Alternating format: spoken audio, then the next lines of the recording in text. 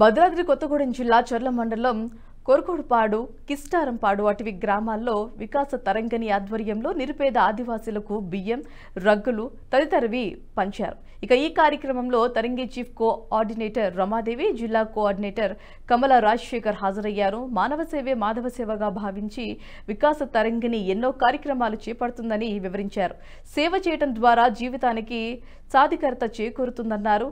భగవంతుణ్ణి సేవిస్తూనే సమాజహితం కోసం ముందుకు సాగాలని పిలుపునిచ్చారు. భవిష్యత్తులో మరెన్నో సామాజిక సేవా కార్యక్రమాలు నిర్వహిస్తామని హామీ ఇచ్చారు.